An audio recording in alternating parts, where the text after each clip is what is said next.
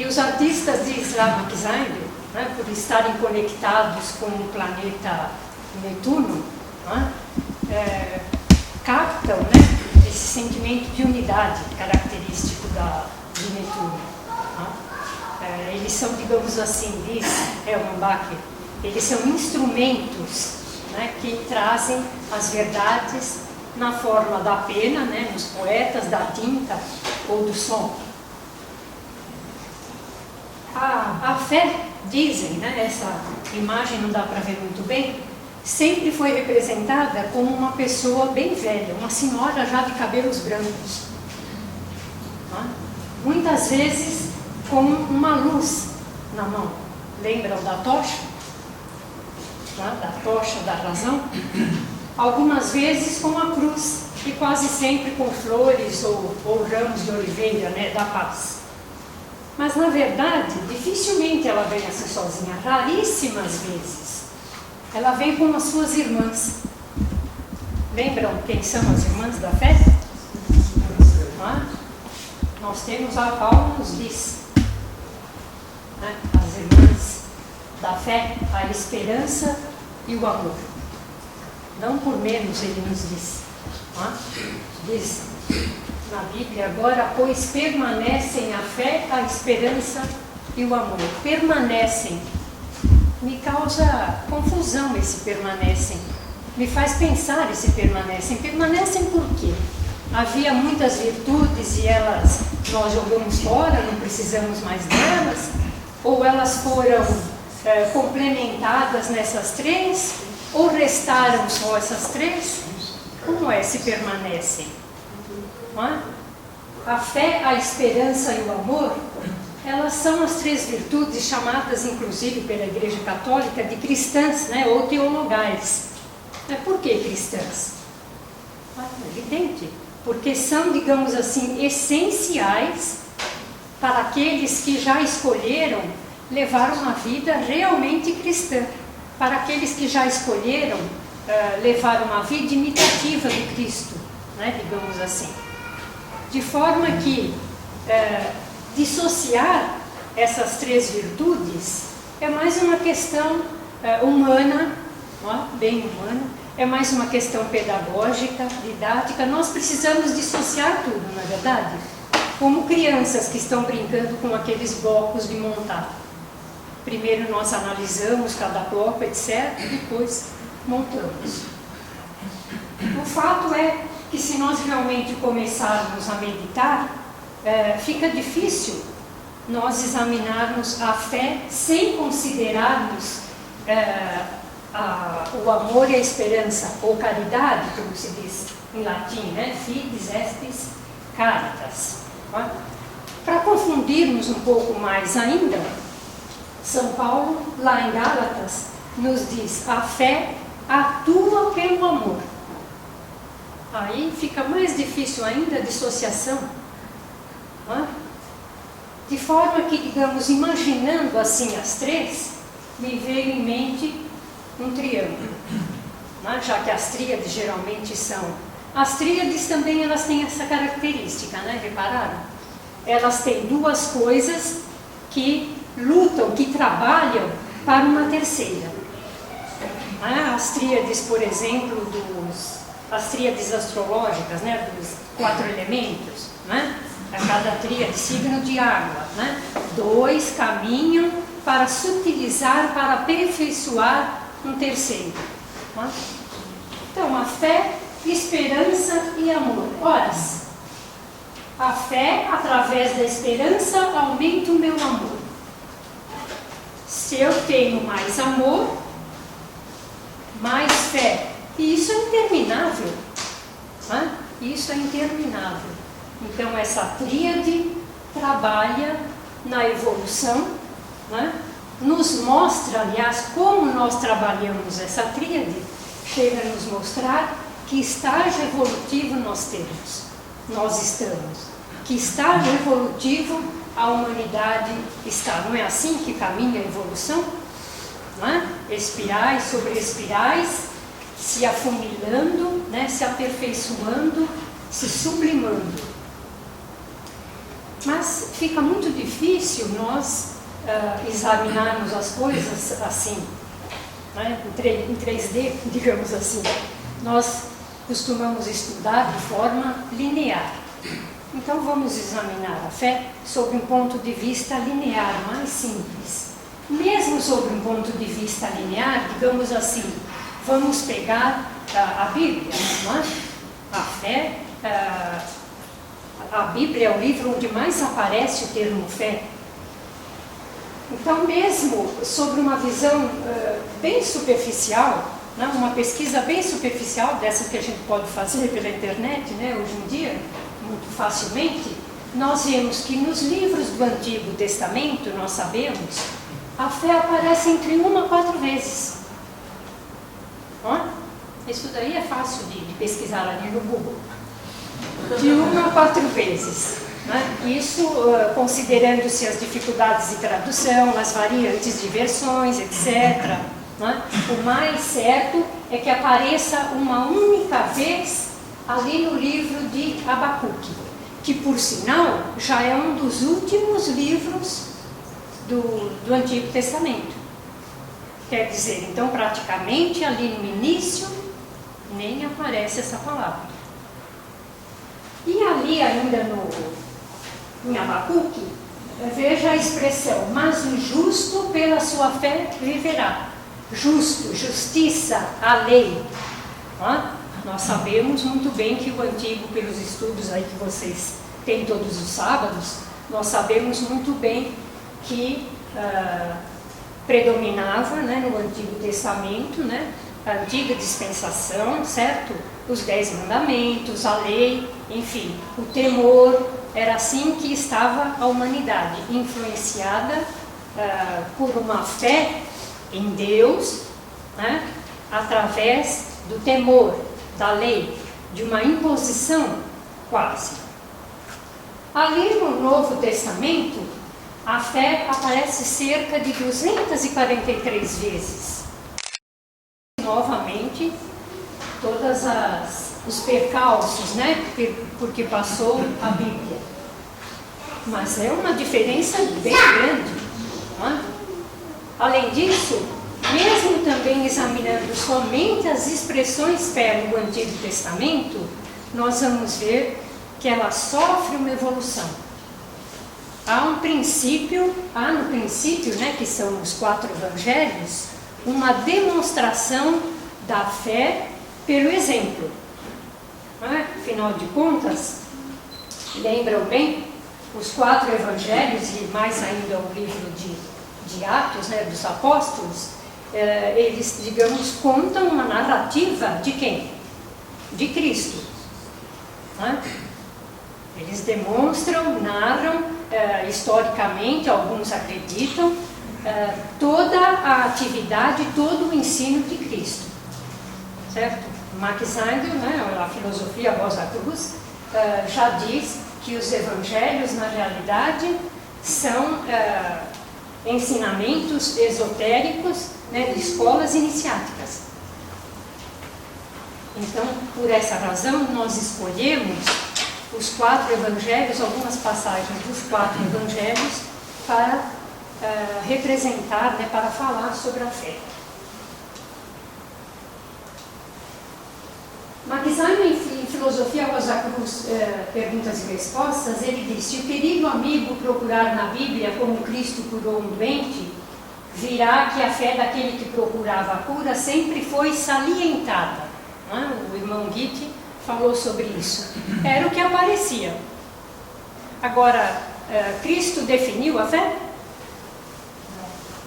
Não. Conhecem alguma passagem? Eu não sou lá de ler tanto a Bíblia assim, confesso, como deveria um estudante da filosofia Rosa Cruz. Mas Cristo não definiu a fé. Não é verdade? O que ele fez através do trabalho dele, do ministério dele? Ele demonstrou a atuação da fé. Ele falou sobre a ação da fé. Ele salientou essa condição. Mas ele não definiu. é parecido com como nós aprendemos, né? Como em cima e embaixo. Já repararam como nós aprendemos a falar ou a escrever? A mãe não chega para a criança e explica todo o processo neurolinguístico, digamos assim, da fala e etc. Olha, seu cérebro, quando você fala, acontece isso, acontece aquilo, né? Isso daqui é predicado, isso daqui é verbo. Não tem isso. Pela repetição, pelo exemplo, a criança aprende. Futuramente, se ela quiser saber por que ela fala, né, como é melhor ela falar, etc., ela vai procurar esse conhecimento. Todas as coisas nós aprendemos assim. Assim caminha a humanidade, digamos assim. Muito bem. E continuando sobre a questão de salientar a fé, como também foi citado, o irmão Dite não deixou nada para me falar. A verdade é essa, mas eu estou aqui tentando. Eu tenho que prestar o meu serviço. Mas continuando, nós temos lá no livro Princípios Ocultos de Saúde e Cura, uma passagem, né, então, que Maquisânio mostra realmente o que já foi comentado aqui.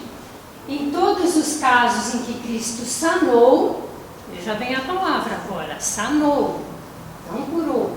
Alguém, né, essa pessoa tinha que fazer alguma coisa, tinha que cooperar com o grande médico. Quem era o grande médico? Cristo? Não era. Maquisânio cita isso.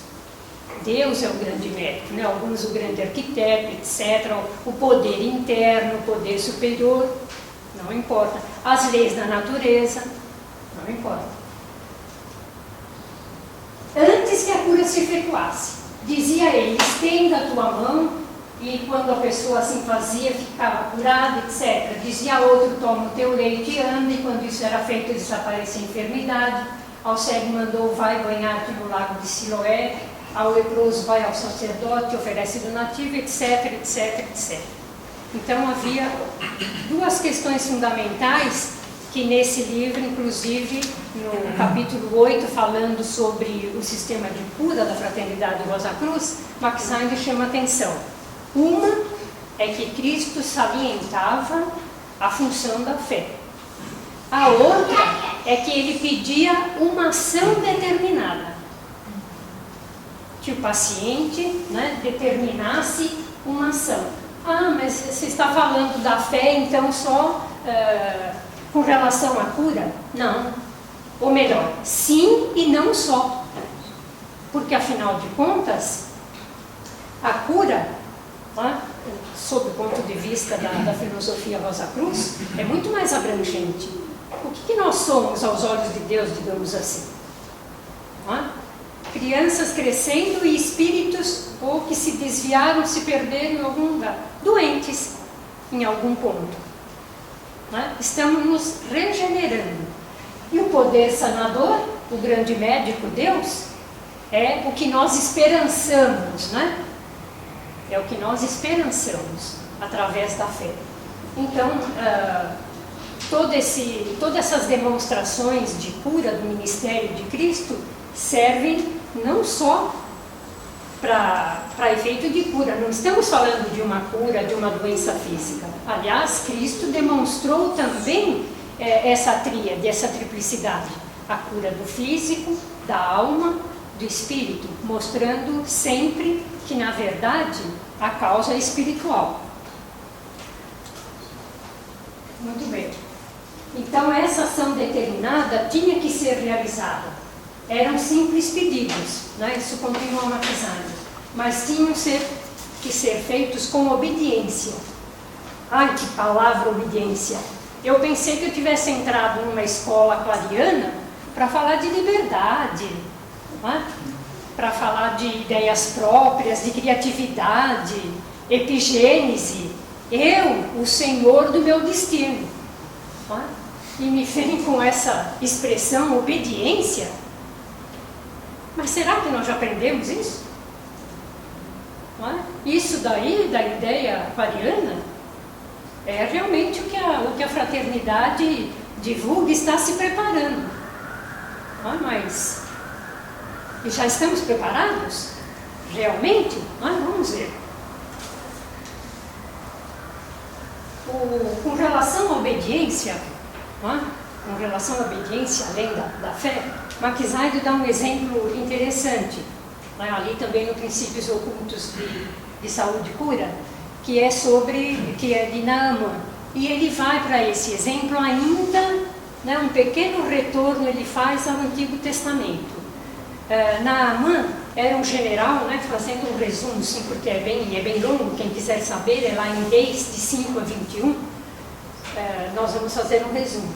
Naamã era um general que já tinha, inclusive, combatido da Síria, combatido com Israel, então, feito a honrarias, um general bem-sucedido. Tinha, inclusive, uma escrava israelita, uma jovem israelita da época que combateu com Israel. Tudo bem, ele tinha tudo isso, nobre, recursos, etc., mas tinha a questão que ele era leproso. A questão de Naamã, que Maquisardo quer salientar, não é exatamente de fé, porque ele já tinha procurado a cura de diversas formas. Tinha procurado com seus desídios, etc., tinha feito rituais, mas não tinha conseguido. Existem além da questão da obediência, alguns detalhes de Naamã que nós devemos observar. Naamã, então, a esposa dele é que tinha essa escrava israelita.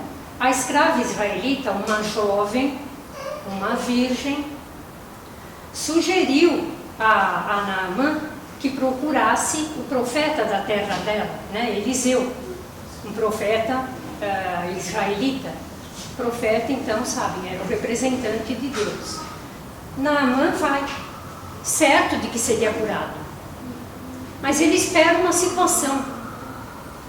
Ele vai com seu servo, etc., cheio de presentes para oferecer a Eliseu, e certo de que Eliseu colocaria a mão sobre ele e milagrosamente o curaria. Eliseu não o atende pessoalmente. Ele manda um mensageiro, segundo símbolo. A virgem, um mensageiro. E o mensageiro diz a ele apenas que se banhasse 7 vezes. Novamente outro símbolo. 7 repetidas vezes no mesmo rio, para se purificar. Naamã ficou furioso com aquela recomendação e, a princípio, pretendia não obedecer. Depois cedeu. Vejam bem, quem que fica furioso, quando nós recebemos uma ordem do eu superior? Tem alguém que fica furioso, que nós precisamos domar. Mas felizmente foi o que Naamã fez e por isso ficou curado. Da mesma forma que outros que obedeceram a pequena ação que Cristo pedia. Mas teve um caso em que não houve um pedido de uma ação determinada de Cristo a fim de que se realizasse a cura. Que caso foi esse? Alguns acham que... Como? Alguns acham que eram 2 casos. A Bíblia sempre tem dessas coisas. São 7 interpretações, para cada fato. Mas é o caso da mulher hemorrágica, ou a mulher que tinha hemorragia por um longo tempo. Não sei se lembram, ela disse que se tão somente eu tocar no manto, eu ficarei sã. A fé inabalável dela acionou a sua imaginação. É aí que muitos ocultistas até dizem que a fé, ela aciona a imaginação, ela dá forças à imaginação, que por sua vez dá força à esperança. não é? Lembrando sempre não há separatividade nas coisas. Então ela mesma imaginou, será que ela sabia? Será que ela tinha conhecimento da força de cura? Não é? Será que ela tinha conhecimento da força, digamos assim, de cura de Cristo? Por que ela disse, se eu tão somente tocar no manto? Inclusive, isso ficou, né, em algumas versões, como nós vimos aqui no slide anterior, ficou conhecido na história, quem me tocou, né? Essa é uma das representações de cura mais comum pelos artistas, porque em algumas versões ele disse quem me tocou. Por quê? Porque sentiu, né? Sentiu a sua força curadora ser utilizada. Aí que Cristo disse quem me tocou. Mas, voltando, será que ela sabia, tinha consciência e conhecimento pleno disso? Acreditamos que não. A sua fé acionou a imaginação já para ela desenvolver, para ela praticar uma atitude. E foi o que ela fez, e mesmo assim, a célebre frase de Cristo, tua fé te salvou. Não é? Então, essa procura, não é? Por quem? Né? Pelo grande médico, pelo poder sanador, ou por Deus, como queiramos dizer, não é? Poder interno, como a Dona Augusta diz no livreto A Lei e Nossas Necessidades, a fé é o poder interno, é assim realmente que uma escola esotérica considera, não um Deus exterior. Mas seja lá o nome que nós dermos, não é? Diz uma lenda, inclusive, que quando Deus criou o mundo, ele se reuniu com outros deuses. Olha a profundidade dessa lenda, né? Ele se reuniu com outros deuses e comentou com outros deuses que ele não queria que o homem soubesse que ele era o Criador e do poder que ele tinha de criar. Né? E onde eu vou colocar isso? Porque se eu o criei, ele tem essa chispa, mas eu quero esconder dele. Né? Comentando com outros deuses. Os outros deuses disseram, não, coloca no fundo do mar, nas montanhas, no espaço, enfim. Enfim, se conselhou, né, tantas coisas e se entrou em consenso que o lugar seria aquele que eles mesmos tinham. Vejam bem a lenda, onde vai. Aquele conceito que eles mesmos tinham do absoluto. Não é absoluto que diz a lenda. Tem um nome que no momento eu não me recordo. Mas quer dizer, para os deuses também existia um nível de fé. Não é? Para eles, porque eles tinham, nós temos uma ideia, não é? De quem nos criou. Os deuses, diz a lenda. E assim, por esse motivo, né, feito isso, é que essa questão da fé, a crença no poder interno, foi colocada então interiormente. Mas depois nós temos ali um outro exemplo, né? Um exemplo bem rico, do centurião. Né? A cura do servo do centurião. Né? Esse exemplo é muito rico e muito próprio para nós.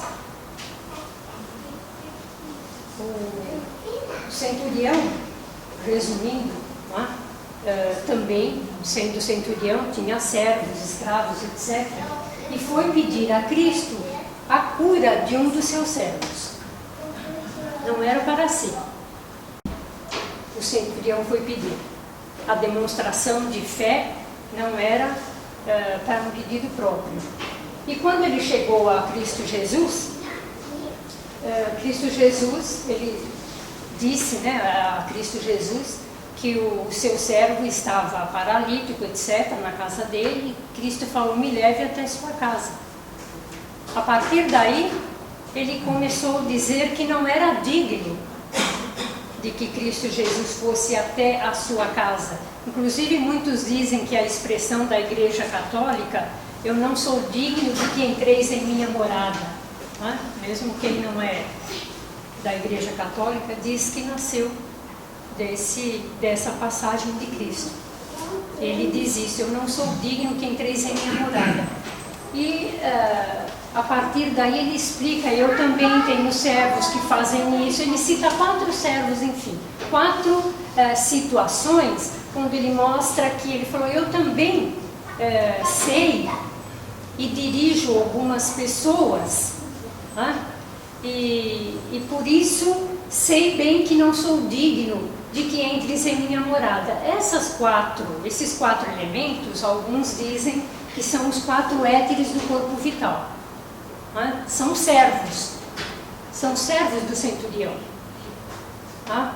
Então aí demonstra, é uma passagem que demonstra, digamos assim, segundo algumas interpretações, essa é de um palestrante que me enviou de lá da série mundial, é uma passagem que demonstra alguém que já conhece, digamos, o corpo vital, tá? Os 4 éteres do corpo vital, que já sabia trabalhar com esses elementos, tá?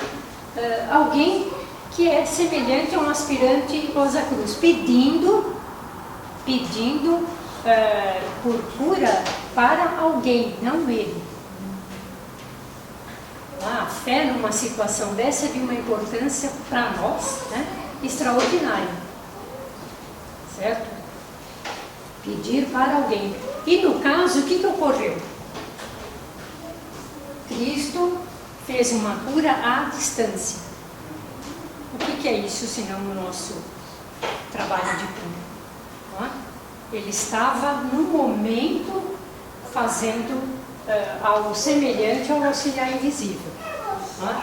Esse poder de fé, né, essa fidelidade, Max Heindel ressalta em várias de suas passagens, como sendo o maior serviço que nós prestamos à humanidade. Mas por quê? Né? Eu que tenho fé, e a minha profissão de fé é o maior serviço que eu presto aos demais? A minha firmeza de fé, que a fé tem essa característica, né? Alguns ocultistas também dizem isso. A fé tem uma característica interessante. Ela é uma força poderosa, tanto para o bem como para o mal, diz Max Heindel. Ela é uma força, mas ela tem a representação de passiva. Repararam? Tanto isso é verdade que muitas pessoas fazem essa distinção, que não deve existir, né, entre nós. As pessoas que têm fé, são os místicos, são os religiosos, são os místicos. O ocultista não precisa disso. O que nós vimos já, que ficou bem explicado, né? Não há essa separação. Mas existe, vulgarmente, né, essa questão devido, né, dizem alguns ocultistas, devido a essa dualidade que existe na fé, né, de aparentemente ela se demonstrar como passiva. Mas voltando, né, Max Heindel nos diz que o melhor serviço que nós podemos prestar é vivermos com entusiasmo a nossa fé. Ele diz que é o melhor serviço que podemos prestar à raça.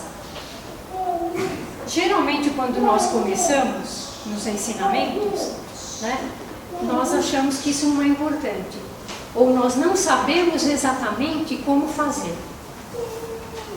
Por exemplo, como que nós vivemos, né, no nosso meio, no nosso dia a dia, a nossa fé?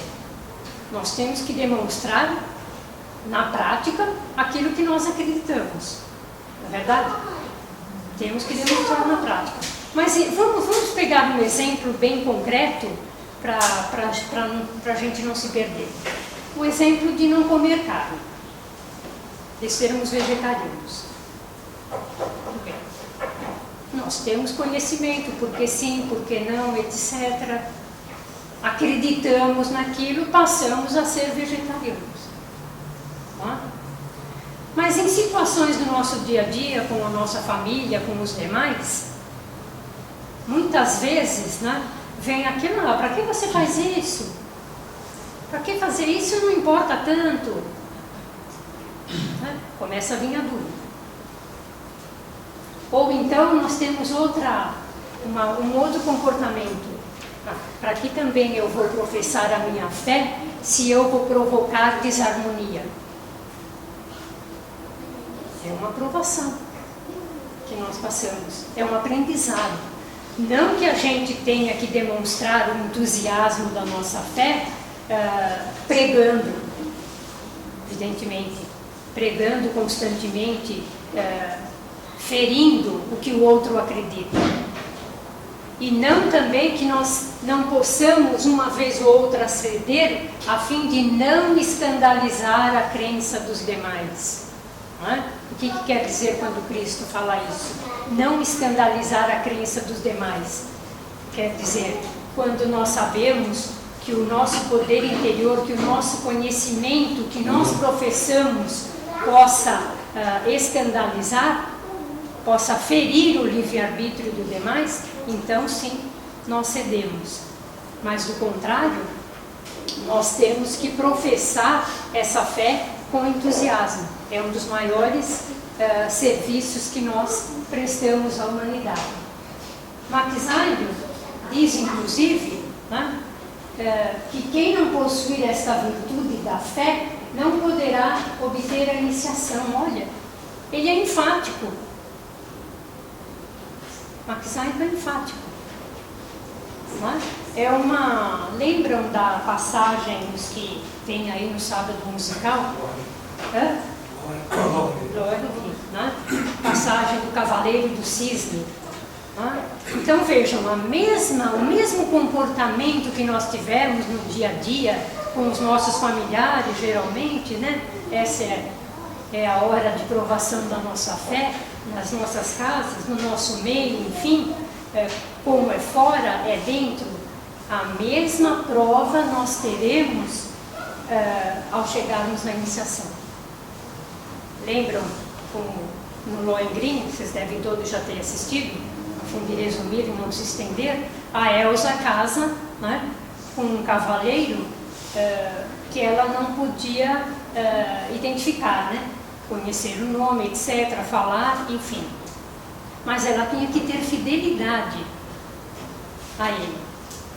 Max Heidel nos diz, né, assim que nós reconhecermos o Mestre, assim que encontrarmos o Mestre, nós temos que ter fé nele.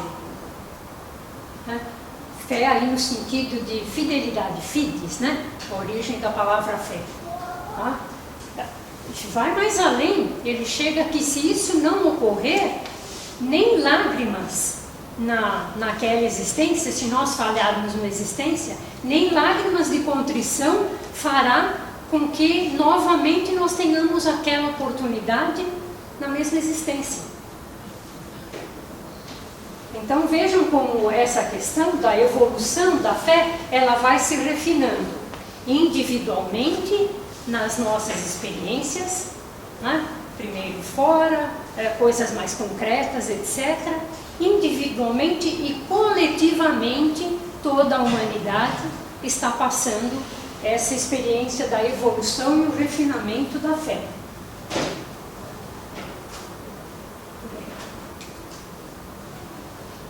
Mas Cristo não falou apenas da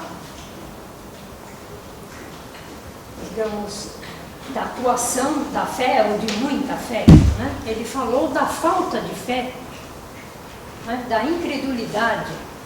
Lembram ali o famoso quadro e a frase que ele disse para Tomé? Aliás, da questão de pouca fé, da falta de fé, Cristo Jesus chamou a atenção várias vezes de seus discípulos, né, quanto a isso. Homens de pouca fé, não tens fé, ou se tivesses fé como o grão de uma mostarda, olha que coisa mínima, né, dando a ideia do poder da fé, né, ou aquela passagem, né? Vou tomar a liberdade de repetir a passagem do irmão Goethe, mas procurar um outro enfoque. O fato de que o ceticismo destrui até o seu poder, né? O poder de Cristo. Marquisânio que nos fala isso em Perguntas e Respostas. Foi a passagem, então, que o irmão Goethe disse, quando ele passou por sua cidade natal, né?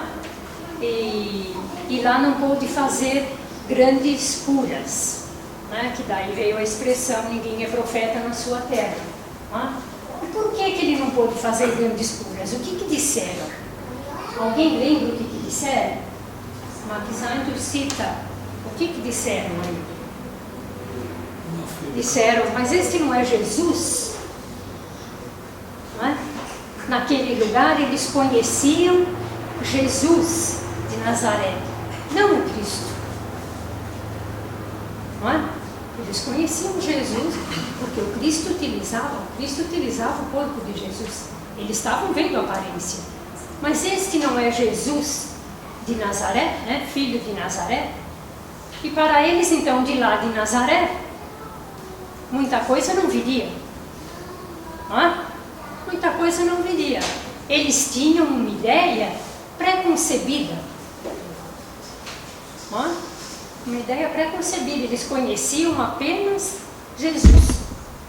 E daí, por isso que realmente nós não somos profetas, né? Digamos, em nossa casa, em nossos lares, em nosso meio. Não é? Geralmente nesses lugares, nossas máscaras caíram, né? A persona prevalece. A persona. Nós somos Jesus, digamos assim. Nesses meios nós somos Jesus. Até nós chegarmos a ser Cristo, nesses lugares, vejam bem. É um enfoque, né? Então, nesse caso, o preconceito podemos classificar, digamos, é um pecado contra a fé. Não é? Que fé?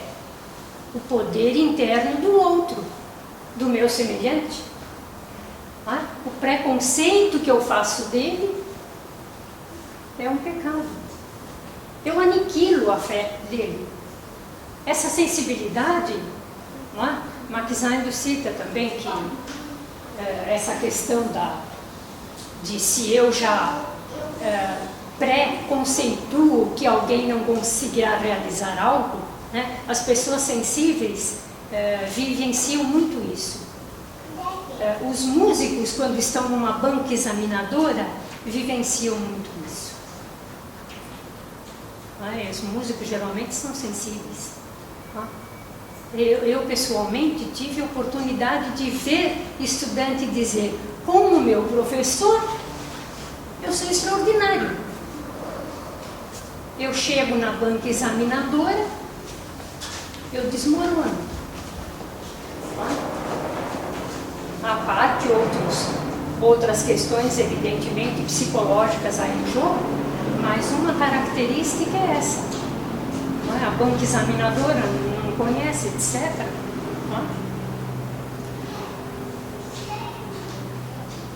Daí o Marquisânio enfatizar tanto a necessidade de vivermos entusiasticamente a nossa fé.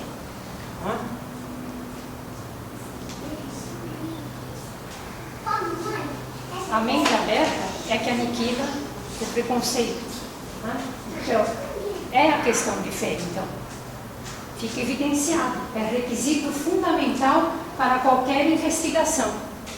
Inclusive, alguns ocultistas costumam dizer que não é a ignorância, não é a ignorância que distancia o ser humano de Deus, mas é a incredulidade, a indiferença. Marquisânio costuma dizer a fé indiferente, né? Lembram?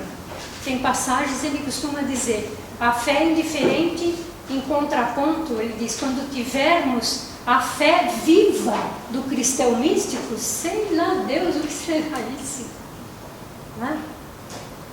Fiquemos meditando a fé mística, a fé viva do cristão místico.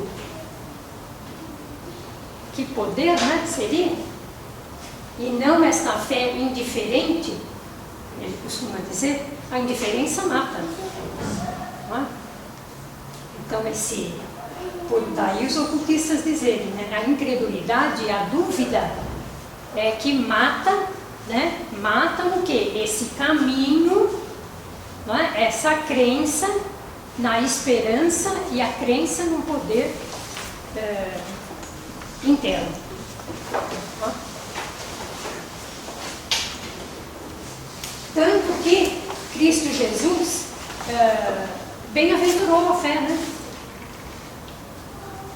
Cristo Jesus bem-aventurou a fé. Ele disse, respondeu a Tomé, né, que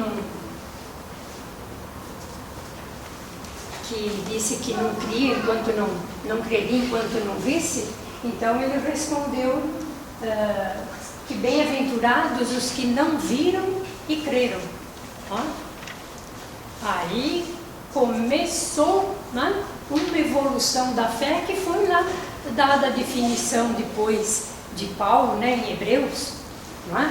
A fé é a crença das coisas que não vemos, né, e a convicção, certo? Voltando, lembre lá do triângulo novamente, né, das coisas que nós não vemos, mas acreditamos. O amor é uma delas. Se alguém prefere substituir o amor lá no triângulo por conhecimento, alguns preferem, tudo bem. Tudo bem que vai dar na mesma as duas forças. Mas afinal de contas, né, o Cristo estava demonstrando o quê? Quem era o Cristo? Quem representava o Cristo? O que representava ele? Cristo se fez homem. Olha, então. O próprio homem. O próprio homem? Se fez homem. Cristo se fez homem. Justamente para representar a humanidade. O Cristo somos nós. Somos ou não somos? Não é? Somos Cristos em formação. Não é? Em todo o seu trabalho, o que ele pediu? Em todos os seus trabalhos de cura, o que ele pediu? Obediência, fidelidade, pequenos serviços, humildade. Não é? Nesses exemplos que nós vimos, não foi mais ou menos isso? São detalhes. Não é? Mas são detalhes. São tão pequenas essas coisas. Não é? Mas ele deu exemplo.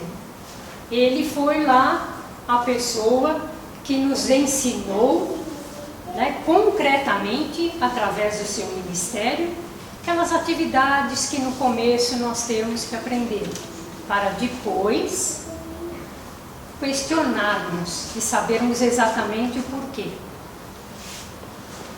Cristo representa, iniciou, inaugurou a era de Píxis. Nossa 12ª casa, né? Nossa 12ª casa no horóscopo natural, né? No zodíaco natural. Teve aí um irmão aqui na Palavra Devocional, está lá na internet, né? Fez um trabalho sobre a 12ª casa, mostrando, falando, né, que é o lava-pés místico, né? Nossa purificação. Né? Vejam lá a gravação lá no canal de vídeo, né? Está lá. Mostrando então esse eixo, né? A importância desse eixo. Se Cristo veio representa essa era de Píxis, o que nós temos que aprender no momento. Essas são as lições da nossa época, individual e coletivamente. Individual e coletivamente. Então vejam lá, vamos estudar. quais são as lições de Peixes, né? O que ele representa? A casa 12. A nossa purificação, a nossa regeneração, através do quê? Toda a metodologia e todo o objetivo de uma determinada casa está na sua casa oposta. Todo o ensinamento esotérico está na sua casa oposta. Não é? Tudo que nós temos a aprender, o método, o caderninho de exercício está lá. E querendo ou não, sendo conscientes ou não, nós estamos vivenciando essa casa. Se nós soubermos, nós queremos saber, como são no caso dos esotéricos, dos ocultistas, nós queremos saber, ótimo, tudo bem. Vamos aprender através dessa linha. Ótimo e cuidado também, hein? Porque quanto mais soubermos, né? Olhe lá. Tudo que você sabe, você tem a responsabilidade de praticar. Se não sabemos, de qualquer forma, toda a humanidade está passando esse processo. Todos nós. Como que é a sua fé? Como que é? Em que estágio ela está? Em que nível você está? Em que nível a humanidade está? Vai lá nas aulas do conceito, tal, saber os períodos, etc. Né? Que período nós estamos, o que nós já passamos, né? O que nós já aprendemos ali no tabernáculo. Perceberam que a lição é praticamente a mesma? O tabernáculo é a evidência de que a lição se sutiliza, se interioriza, se sutiliza, se aprimora, porque a lição é a mesma, pelo menos até agora, né? É esse caminhar, sempre transmutando, né? Nunca substituindo totalmente. Um irmão aqui costumava dizer, não gosto da palavra substituição. Substituição indica uma quebra, de algo que então eu deixei de acreditar. Tempo perdido. Olha, até aqui eu perdi tempo. Olha, o Velho Testamento, tudo isso aqui pode jogar fora. Não serve mais para nada. Não, prefiro, dizia, né, esse irmão, prefiro a palavra transmutação, né, ou sutilização. Eu estou caminhando. O que está lá no passado pode não servir a mim, mas eu vim de lá. Eu estou com todos esses poderes latentes dentro de mim.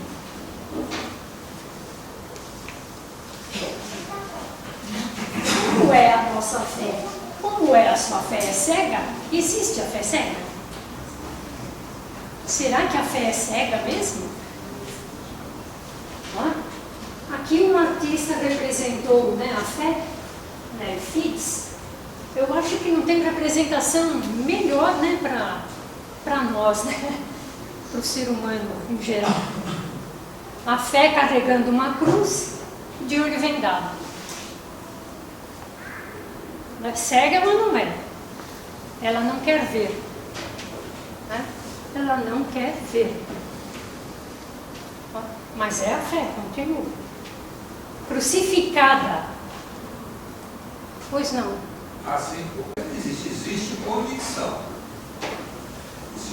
As pessoas chamam de fé cega. Não, mas ele acredita de uma forma absoluta. Isso é convicção.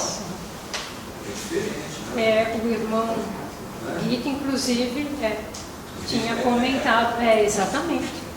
A fé cega é assim, você é subestimar. Exato. Você está subestimando o sentimento da pessoa. Né? Posso ter plena convicção de que algo vai se realizar, e até pela minha relação com as forças porque pelo fato de pertencer a um esquema, nós pertencemos a um esquema de vida, então nós temos todas as razões para ter fé. Tá? E toda essa fé, ela tem na palavra, apesar das circunstâncias, isso é convicção. Exatamente. Pois não. Eu acho, até concordo com a senhora, acho que a fé é totalmente cega, porque ela se institui como constatação. Mas porque o objetivo da comunidade é a constatação em si, como da consciência de si mesmo. A fé é uma antecipação a essa constatação. Por isso que ela tem que ser cega, porque ela não consegue constatar aquilo que existe. Ela antecipa essa constatação pelo exercício da fé. Então ela tem que ser cega. Então, vocês vejam já apenas em duas colocações, né? Como que a fé, ela é dificílima, né? Em sua definição, ou melhor, a melhor definição, evidentemente, é de Paulo nos Hebreus. Mas mesmo assim, né? Ela é uma, digamos assim, ela é apenas a atuação. Você só mostra se tem ou que é fé se você estiver atuando. Mas enfim, nosso tempo já está terminando. Como é a sua fé? É com a tocha da razão? Tudo bem. Então você vai estudar tudo isso aqui. Você gosta disso, de ter a luz e ser encaminhado pela tocha da razão. Você vai estudar e vivenciar da mesma forma. Mas não importa se é de uma língua ou outra, o que importa é se você pratica esses ensinamentos. Daí a razão do irmão Dieter ressaltar tanto a importância de nós vivenciarmos uma igreja cristã. Certo? Os rituais da igreja cristã. A repetição, olha outra característica, outra palavra, né? Rituais são coisas repetitivas. Outra palavrinha que cabe, repararam que essas palavras cabem bem aqui? Todas elas? Né? Quem conhece, é o mínimo de astrologia que precisamos saber, né? Um mínimo para nós observarmos que Virgo, né? Para nós sabermos que Virgo é lá o signo que nos mostra uma certa obediência, disciplina, né?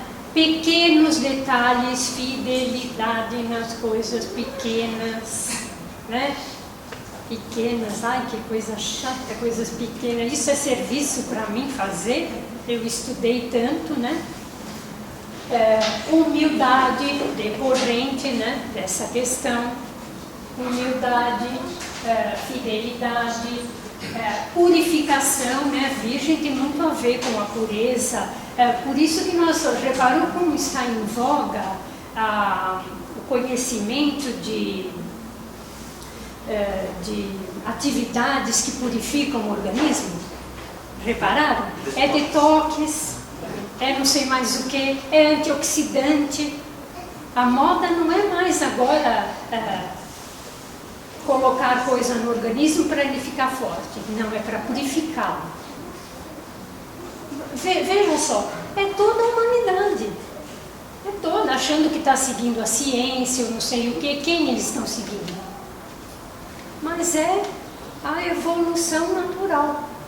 Né? Estão nessa crença agora, né, e lutando, trabalhando por ela, de que isso é necessário. E é mesmo, é característica de virgem. Né? Cuidar, purificar o veículo, para depois, com o corpo purificado, entrarmos no que a escola, como a filosofia Rosa Cruz promulga. Né? Já um corpo purificado, eterificado. Sabendo ou não. Não há como, digamos assim, às vezes, eu inclusive, quando só mais um minutinho, viu, Luiz, já vou terminar. Ele já deu 2 sinaizinhos. Não há como, digamos assim, nós sairmos dessa situação. E eu pessoalmente, né, desculpe agora o pessoal, mas apenas para ilustrar, recebi divulgando, né, todos nós que fomos participar, que tínhamos conhecimento do seminário, divulgávamos. Na divulgação recebi um balde de água fria, digamos assim. Um balde de água fria, porque estava comentando do seminário e tal. E o que vocês vão falar? Qual é o tema, né? É a fé. Mas falar sobre a fé, não se fala sobre a fé. Olha, não se fala. Como não se fala? Nós vamos explicar isso. Não, a fé, não tem isso aí. Para mim, a fé é você ou tem fé ou não tem fé. Primeiro. E você demonstra, se você vive uma vida de fé, você demonstra. Se você não vive... Aí eu falei, você não precisa ir. Você já está fazendo tudo mesmo. Você não precisa ir, né? Fica aqui para nós que gostamos, né, de aprender os porquês, etc. Necessitamos, tudo bem. Necessitamos, façamos um bom proveito. Mas aprendamos realmente, né? E utilizemos, né, de forma a favor do benefício da humanidade. Mas é isso que nós queremos, né? É isso que alimenta a nossa fé. Obrigada a todos e que as rosas floresçam em vossos olhos.